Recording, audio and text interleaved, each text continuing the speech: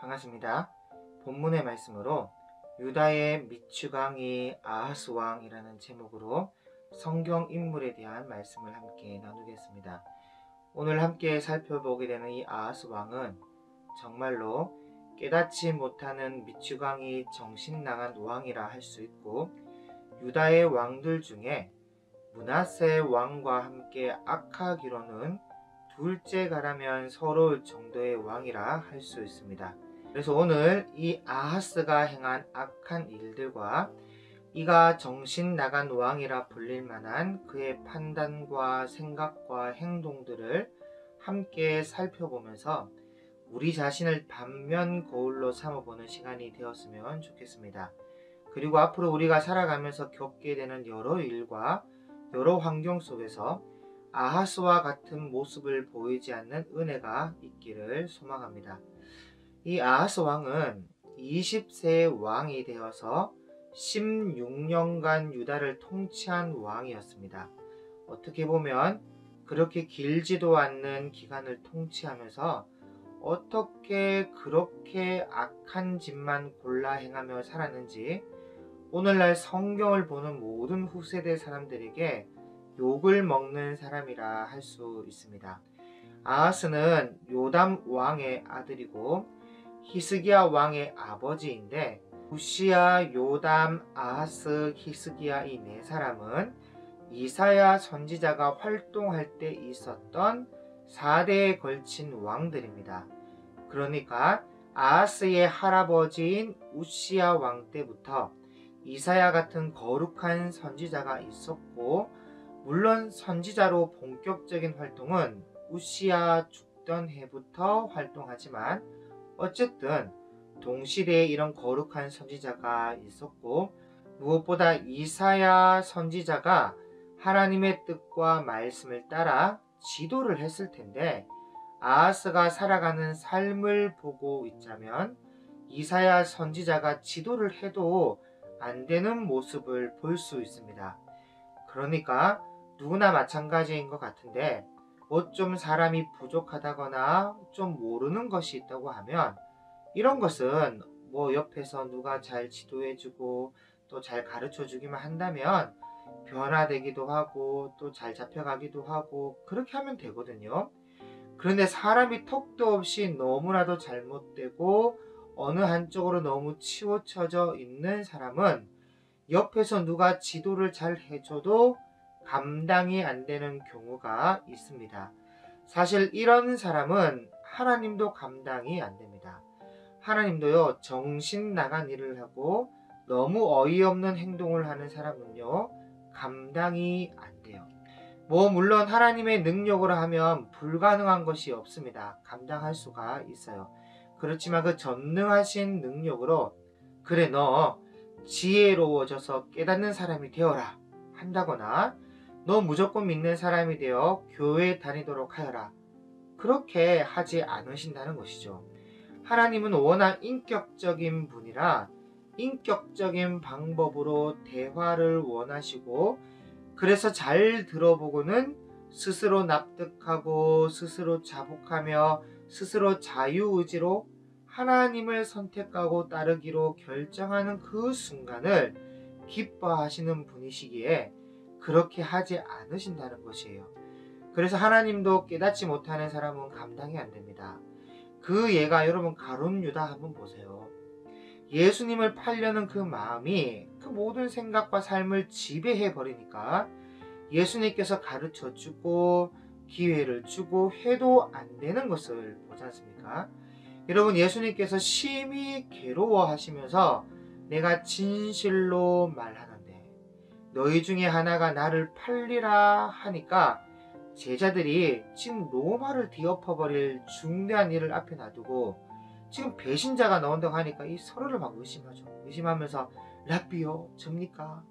랍비요 접니까? 저는 아니지요 하면서 모든 제자가 다 랍비요 접니까? 접니까? 하고 물었는데, 가룟 유다도 다들 물으니까 안 물을 수가 없어서 랍비요 접니까? 그렇게 말했단 말이죠. 예수님이 그래 네가 말했다 그렇게 알려줘도 유다가 깨닫지도 못하고 뉘우치지도 않았습니다. 그래서 예수님께서 뭐 이런 게 다 했나 싶으니까 지금 나와 그릇에 손을 놓고 있는 자가 나를 파는 그니라 하면서 유다가 빵 잡으러 갈 때에 그릇에 손이 들어가 있을 때 같이 손을 넣어서 알려줬단 말이죠. 그런데도 얘가 깨닫지를 못해요. 안 되는 건 안 되는 거죠. 그래서 예수님께서 하도 안 되니까 내가 빵 한 조각을 적셔다가 주는 자가 그니라 하면서 빵 한 조각을 적셔서 가룟 유다에게 직접 줬단 말이에요. 그러면 이보다 더 확실한 경우가 어디 있습니까? 그럼 빨리 회개하고 깨닫고 돌아와야지요. 그런데 얘가 그냥 그걸 받아서 아주 대연하게 먹으면서 전혀 모르는 겁니다. 깨닫지를 못해요. 그리고 더 답답한 것은 다른 제자들도 그걸 이해를 못했어요. 아, 진짜 누가 봐도 뻔한 거 아닙니까? 그런데 그걸 깨닫지 못했습니다. 아, 그냥 뭐 유다는 회개니까 뭐 시키실 일이 있었는가 보지 뭐. 그러면서 선입견으로 가득 차서 예수님의 의도를 깨닫지 못했어요. 그러니까 참 예수님도 안 되는 겁니다. 도저히 뭐 기회를 주고 지도하고 알려줘도 안 될 사람은 안 되는구나. 그래서 예수님도요, 네가 하는 일을 속히 해라 그랬습니다. 거의 뭐 포기한 거죠. 그러니까 여러분, 지도해도 깨닫지 못하고 알려줘도 받아들이지 못하는 터무니없는 사람은 예수님도 하나님도 답이 없는 거예요. 그래서 이 아하스 왕도 이사야 같은 거룩한 선지자가 옆에 있어서 바로 잡아주고 지도하고 도와주려고 해도 그릇이 되지 않고 대책이 없는 사람인지라 얼마나 못된 짓만 골라 사는지 모릅니다. 성경의 기록에 따르면 그 조상 다윗의 길로 가지도 않고 하나님이 보시기에 정직하게 행하지도 않았습니다. 오히려 타락한 후 북왕국 열왕들의 길로 행하는데 성경은 뭐라고 기록하고 있냐면 열왕기하 16장 3절에서 4절의 말씀에 보면 여호와께서 이스라엘 자손들 앞에서 쫓아내버린 가나안 이방 사람들의 가증한 일을 본받았다는 겁니다. 심지어는 인신제사, 자기 아들을 불살라서 번제로 제사를 지내고 산당과 작은 산 위의 모든 푸른 나무 아래서 온갖 잡신들에게 분향하면서 제사를 지내는 이런 어리석은 일을 했다는 것이에요. 여러분, 이게 열왕기하 16장에는 이렇게 간단하게 기록되어 있지만 그럼 역대하 28장에 보면 자세히 잘 기록되어 있는데 제가 1절부터 몇 절만 읽어드리겠습니다. 역대하 28장 1절입니다. 아하스가 왕위에 오를 때 나이가 20세라 예루살렘에서 16년 동안 다스렸으나 그의 조상 다윗과 같이 아니하여 여호와 보시기에 정직하게 행하지 아니하고 이스라엘 왕들의 길로 행하여 바알들의 우상을 부어 만들고 또 흰놈의 아들 골짜기에서 분향하고 여호와께서 이스라엘 자손 앞에서 쫓아내신 이방 사람들의 가증한 일을 본받아 그의 자녀들을 불사르고 또 산당과 작은 산 위의 모든 푸른 나무 아래에서 제사를 드리며 분향하니라. 이게 참 안타까운 일이죠. 그래서 하나님께서 진노하셔서 역대하 28장 5절부터 쭉 읽어보면 아하스가 다스리는 유다를 아람나라 왕에게 넘기시는데 아람나라가 와서는 남유다를 쳐서 심히 많은 무리를 사로잡아 다메섹으로 데려갔고 또 유다를 동족인 이스라엘 손에 넘겨가지고 크게 살육을 당하게 하시는데 북이스라엘의 베가 왕이 유다에서 하루 동안에 용사 12만 명을 죽이고 아하스의 아들 마하세야와 총리 대신을 죽이고 포로로 또 사로잡은 자가 12만 명이나 된다는 겁니다.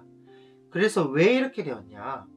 다른 게 아니라 여호와 하나님을 버리고 이방신을 섬겼기 때문인데 그것도 아하스 한 사람이 하나님의 말씀을 등지고 온갖 이방인들의 악한 행위를 본받아서 죄를 지었기 때문에 이러한 일이 유다 민족에게 임했다는 겁니다. 그러니까 여러분, 한 나라의 지도자가 잘못되면 자기만 망하는 것이 아니라 자기 민족까지 망하는 것이고, 한 직장의 리더가 잘못되면 그 부서와 팀 전체가 흔들리는 것이고, 한 가정의 가장이 잘못되면 그 가족 전체가 어려움을 당하는 겁니다. 특히 아하스 때는 왕정 시대인 만큼 왕이 절대적인 존재였잖아요. 그러니 백성이 좀 악하더라도 왕이 선하면, 왕이 하나님의 말씀과 하나님의 뜻을 따라 하나님 편에 서서 지도했다면 민족 전체가 달라질 수 있었단 말이에요. 그래서 한편으로는요, 왕만 교육이 잘 이루어진다면 그보다 편한 복음 전파가 없었는데 이게 잘 안 됩니다. 그래서 이제 남유다를 둘러싸고 사방이 다 적이 되어서는 에돔 나라가 와서 유다를 치고 백성을 잡아가고, 블레셋이 유다의 평지와 남방 성읍들을 침략해서는 남유다의 동네 베세메스와 아얄론과 그데롯과 소고 딥나, 하여튼 그 주변 마을을 점령하고 거기에 눌러 앉아 살았다는 거예요. 여러분, 사면초가라는 말이 있죠. 유다가 하나님을 등져버리니까 사방이 다 적이 되어서 유다를 압박해 오는데, 위쪽에는 아람과 북이스라엘이, 왼쪽에는 블레셋이, 아래는 에돔이 밀려오는데, 여러분, 다윗과 솔로몬 초기 때만 해도 하나님의 말씀을 잘 지켜서 세계에서 으뜸이 되는 나라가 되었고, 주변 나라들이 통일 이스라엘을 둘러싸고는 사방이 다 서로 조공을 바치겠다고 그랬는데, 이제는 반대로 하나님이 아닌 이방신을 섬기니까 사방이 다 예루살렘을 둘러싸고 고통을 주고, 이제는 아예 이방신만 섬길 게 아니라 이방신이 있는 그 이방 나라도 섬기고 그 이방 나라에서 조공도 바치는 그런 예루살렘이 되어 버렸다는 것입니다. 하나님을 섬기지 않은 것에 대한 대가죠. 여러분, 아하스의 할아버지 이 우시야 왕 때만 해도요, 스가랴라는 분이 있어서 역대하 26장 5절에 보면 하나님의 묵시를 밝히 아는 스가랴가 사는 날에 하나님을 찾았고 그가 여호와를 찾는 동안에는 하나님이 형통하게 하셨더라. 하나님의 묵시를 밝히 아는 스가랴가 있어서 그의 지도를 받고 하나님의 말씀대로 행함으로 강성했는데, 그리고 또 그때는 유다가 블레셋 땅을 차지하고 있었고 암몬 족속이 유다에게 조공을 바치고 그랬는데, 왜 어째서 이제 아하스 왕 때는 모든 것이 정반대가 되어버렸는지, 아하스는 전혀 깨닫지를 못하고 왜 자기 할아버지 때는 그렇게 강성할 수 있었는지를 전혀 모를 뿐만 아니라 알려고도 하지 않았습니다. 완전히 정반대가 되어버렸어요. 무슨 스가랴 같은 하나님의 묵시를 밝히 하는 사람이 없어서가 아니라 이사야라는 훌륭한 선지자가 있었음에도 불구하고 그는 하나님의 말씀을 듣지도 않았고 이사야 선지자의 지도를 받지도 않았고 변화하려는 자세가 없었습니다. 오히려 그냥 이방신을 섬기면서 고통과 어려움을 자처할 뿐이었고, 유다 민족과 자기 백성에게 침략과 약탈로 고통을 당하는 결과를 가져왔다는 것이죠.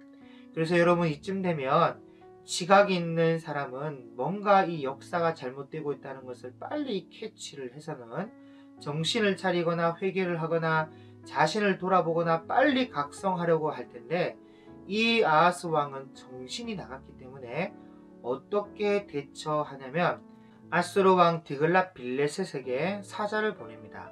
그럼 그냥 갈 수 있나요? 빈손으로 갈 수 없으니까 여호와의 성전과 왕궁 곳간에 있는 은금 다 끌어모아가지고 아수르 왕에게 예물을 보내면서 뭘 하냐면, 열왕기하 16장 7절에 나는 왕의 신복이요 왕의 아들입니다. 이제 아람 왕과 이스라엘 왕이 나를 치려고 하는데 제발 올라와서 나를 그 손에서 구원하소서 하면서 아수르에게 원조를 요청하는 거예요. 하나님 나라의 백성이 이방신을 섬기는 이방 민족에게 나는 당신의 신복이고 당신의 아들입니다 그랬다는 겁니다. 그러니까 하나님 마음이 여러분 어떻겠습니까? 안타깝죠. 여러분, 하나님께서 이스라엘 민족을 출애굽하게 하시고 이들과 언약을 맺으면서 하시는 말씀이 나는 너를 애굽 땅 종되었던 집에서 인도하여 낸 내 하나님 여호와다. 그러니 너희가 내 말을 잘 듣고 내 언약을 지키면 너희는 모든 민족 중에서 내 소유가 되겠고 나의 제사장 나라가 되고 거룩한 백성이 되리라 하면서 그렇게 아끼고 사랑하고 세상 그 어느 나라도 하나님 편 내 편이 돼주지 않았는데 이제는 내 편이 생겼다고, 내 편이 돼줄 나라가 생겼다고 그렇게 좋아하셨건만 그 언약을 맺은 내 소유라는 제사장 나라가 아수르 왕에게 가서 나는 당신의 신복이고 아들입니다. 여러분, 이게 아하스라는 사람입니다. 그래서 아수르 왕이 그 청을 듣고 올라왔는데 처음에는 아수르가 그래도 돈을 받았으니까 아람 나라를 쳐서는 그 백성을 사로잡아가고 이 르신이라는 왕을 죽였거든요. 그런데 본래의 청대로라면 북이스라엘도 손봐줘야 되고 또 역대 하서를 보면 남유다를 둘러싼 이 사방에 적들이 있어요. 에돔 나라나 블레셋 나라나 이런 나라들도 손봐달라는 거였는데 아수르가 아람 나라만 딱 손봐주고는 다른 나라는 가지 않는 겁니다. 자, 여러분 이거 왜 안 갔을까요? 뭐 뻔하죠. 막상 싸워보니까 돈이 모자라다는 겁니다. 대금이 좀 부족한 것 같다 하면서 그래서 아하스가 아수르 왕에게 다시 도움을 구하면서 에돔도 블레셋도 좀 손봐주면 안 되겠습니까? 어떻게 좀 해줄 수 없습니까? 하니까 디글랏 빌레셋이 오히려 구박하면서 지금 내가 아람 나라를 어떻게 깨부셨는데 고작 그 돈으로 다른 나라까지 도와달라 그러냐 그러면서 돈을 더 요구하는 거예요. 여러분, 사람은 꼭 일한 대가를 요구할 뿐만 아니라 투자한 것보다 적게 가져가려고 하지 않거든요. 그래서 아수르 왕이 본래의 처음 약속과 다르게 돈을 더 달라고 요구를 했을 겁니다. 그런데 아하스가 줄 돈 있어야죠. 자기 왕궁 곡간과 그리고 성전 곡간과 방백들의 이 재물, 이 귀족들의 재산까지 모아서 갖다 바친 건데 더 줄 돈이 어디 있습니까? 그래서 돈 없다고 하니까 오히려 아수르에게 공격을 당했다고 역대하에 기록되어 있습니다. 그래서 결국 아수르는 여호와의 성전과 왕궁 이 방백들의 집의 재물을 취해서 그것만 받아갈 뿐이고 아하스에게는 아무 유익이 없었어요. 아람의 위협으로부터만 벗어난 게 답니다. 여전히 블레셋은 유다 동네를 차지해서 눌러 살고 있어요. 그러니까 여러분, 하나님을 등지고 사람의 낯을 두려워하며 사람에게 구원을 요청하는 사람은 반드시 이런 허한 결과를 맞이하게 됩니다.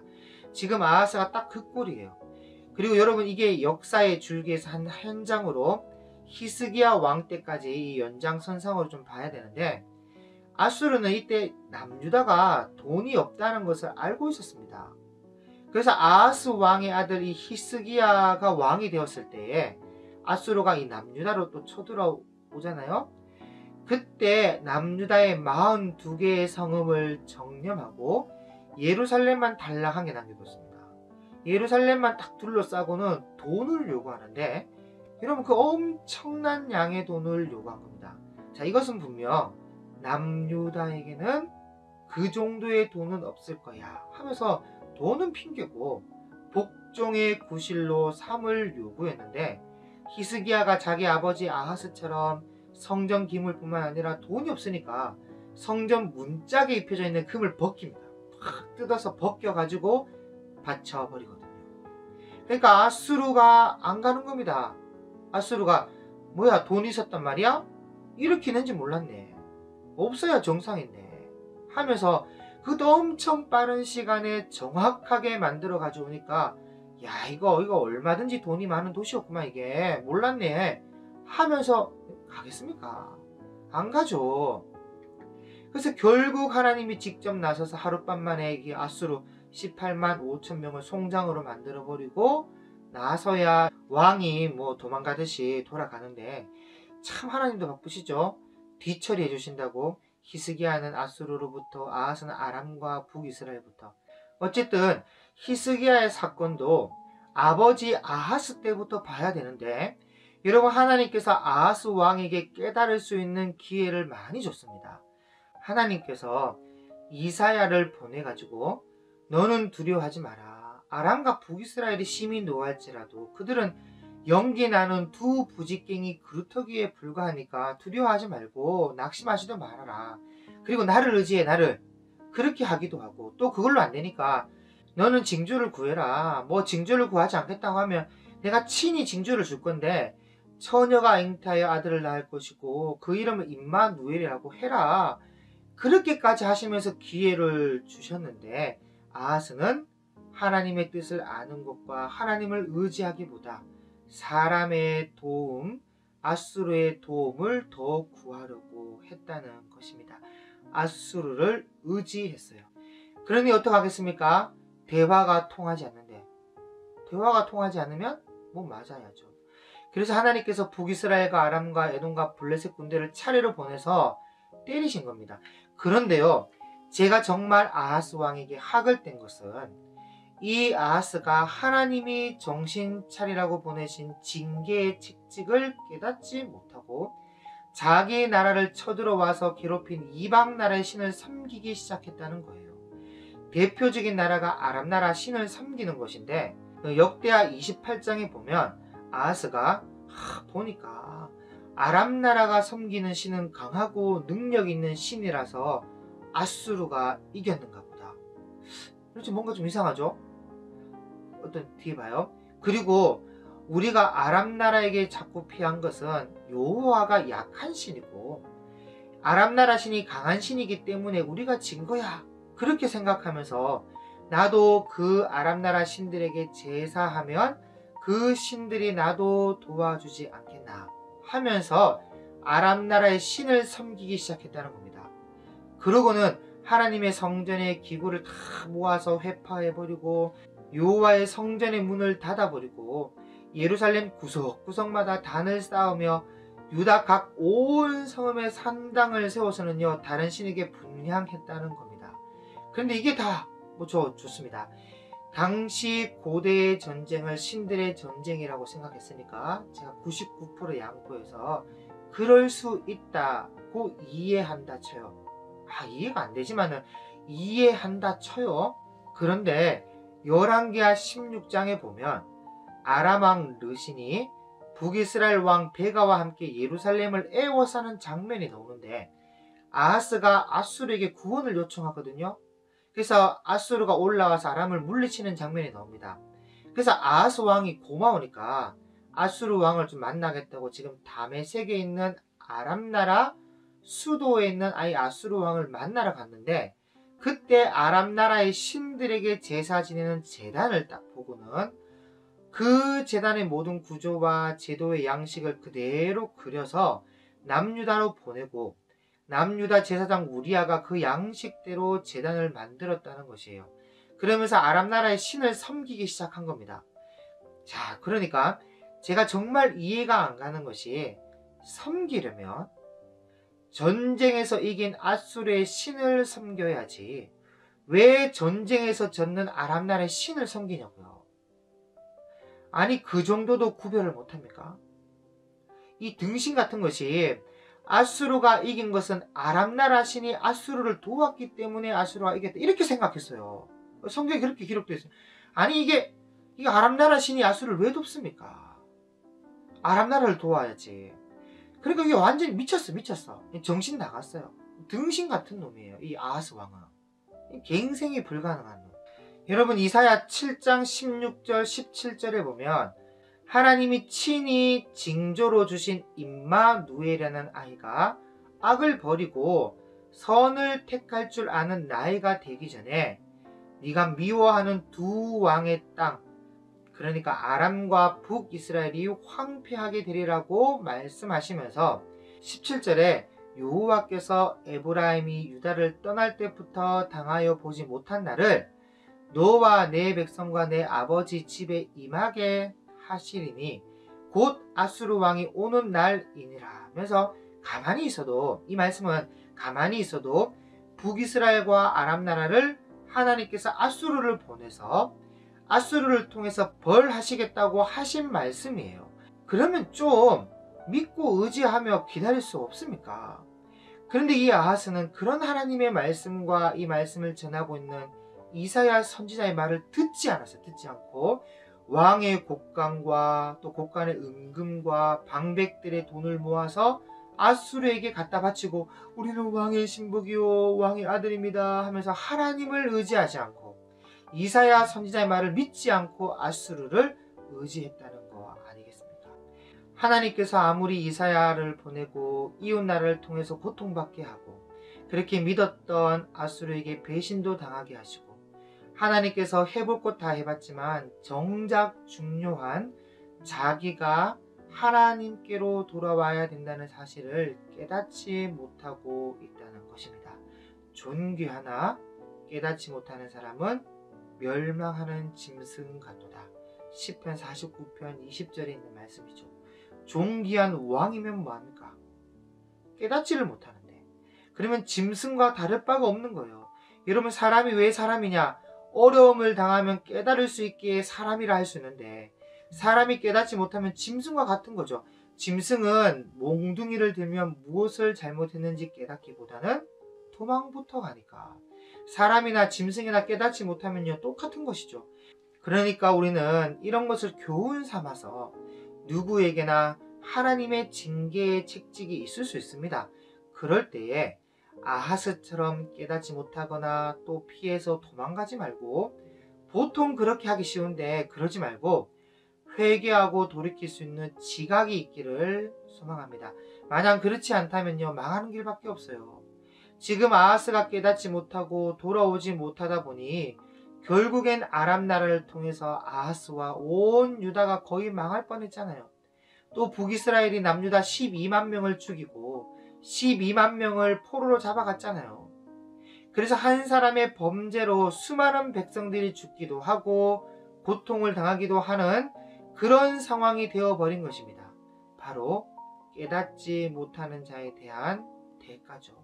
그리고 여러분 이 북이스라엘이 12만 명을 포로로 잡아갔을 때에 북이스라엘에는 오뎃이라는 선지자가 있었는데 이 오뎃 선지자가 포로를 끌고 오는 북이스라엘 사람들에게 너희가 지금 전쟁에서 승리했다고 좋아하는가 본데 그게 다 여호와께서 유다에게 진노하셔서 너희 손에 붙여주신 것이다. 그런데 그런 것도 모르고 살육하고 예루살렘 사람들을 노예로 삼으려 하느냐. 이것 또한 하나님께 범죄하는 것이니까 지금 당장 포로를 돌려보내라. 여호와의 진노가 지금 너에게 임박했어. 그러면서 책망했단 말이에요. 그러니까 그 말을 들은 지파의 우두머리들이 나서서 그 노력한 물건이며 옷이며 다 꺼내놓고는요 벌거벗은 자에게는 옷을 입혀주고 신발을 신겨주고 또 먹을 것을 주고 상처 부위에 기름도 발라주고 약한 자들은 나귀를 태워서 예루살렘으로 다시 돌려보냈습니다. 오뎃 선지자의 말을 듣고 여러분 이게 너무 비교되지 않습니까? 똑같이 하나님의 선지자를 통해서 지도를 받는데 북이스라엘은 오뎃의 말을 경청하고 순종하는 반면 남유다 아하스는 그렇지 않는 것이 너무 비교되지 않습니까? 그래서 결국엔 이 정신 나간 아하스는 하나님의 진노를 받아서 죽게 됩니다. 불과 36살에 한참 일할 나이에 세상을 떠나게 된 것이죠. 하나님의 백성을 바르게 인도해야 될 왕이 해도 너무하니까 그래서 그 앞에 선조들은 선한 부분도 있고 물론 못하는 부분도 있었지만 이 정도는 아니었거든. 이 정도는. 그런데 이 아하스는 해도 너무하니까 젊은 나이에 죽을 수밖에 없었던 이유가 아닌가 저는 생각해 봅니다. 하나님께서는 웬만하면 참고 긍휼히 여기시고 선지자를 통해서 교종하시는데 도저히 깨닫지 못하는 이 아하스는 더 이상 참아줄 수가 없었는가 봐요. 그래서 36살에 세상을 떠나고 그의 아들 히스기야가 남유다의 14번째 왕으로 등극하게 됩니다.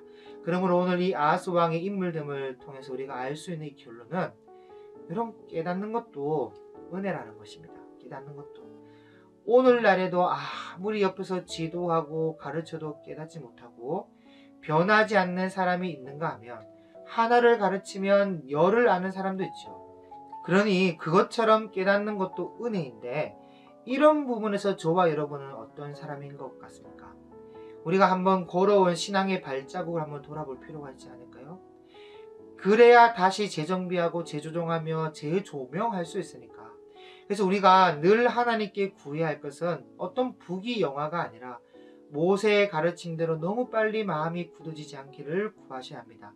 깨달을 수 있는 지혜와 지각을 구해야 돼요. 보는 눈과 듣는 귀와 깨닫는 마음을 달라고. 여러분, 모세가 가나안 땅을 앞에 놔두고 모압 평지에서 마지막으로 하는 말 중에 이런 말을 하셨습니다. 여호와께서 애굽 땅에 있을 때에 눈앞에서 바로 왕과 그의 모든 신하들에게 행하신 큰 시험과 큰 기사를 너희들의 눈으로 보지 않았느냐. 10가지 재앙과 또 홍해를 가르고 몰살시키는 그런 큰 기사를 보지 않았느냐. 그러나 깨닫는 마음과 보는 눈과 듣는 귀는 오늘까지 너에게 주지 아니하셨느니라. 이 참 가슴 아픈 이야기죠. 여러분, 진짜 하나님께서 깨닫는 마음과 보는 눈과 듣는 귀를 주지 않으셨다, 그런 말이 아니라 결과론적인 이야기예요. 결과론적.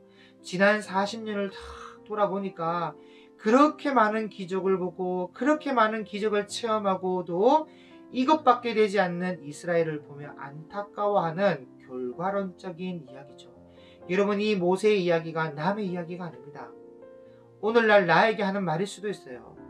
그러므로 우리 모두는 놀라운 기사와 기적을 보고 또 직접 경험했음에도 불구하고 징계로 인해 가나안에 들어가지 못한 이스라엘 1세대 백성들처럼 또 옆에 이사야 같은 거룩한 선지자가 있음에도 불구하고 깨닫지 못하고 대책 없이 행동하다가 진노로 죽게 된 아하스 왕처럼 되지 않았으면 좋겠습니다. 그러려면 깨달을 수 있는 은혜가 필요합니다. 그러므로 저와 여러분은 다른 어떠한 것을 구하지 말고 부단히 이 은혜를 구하며 스스로 지나온 날을 돌아보고 앞으로 나아갈 신앙의 목표를 재설정하여 하나님의 말씀을 성실히 살아내는데 부족함이 없는 저와 여러분의 삶이 되시기를 주님의 이름으로 축복합니다.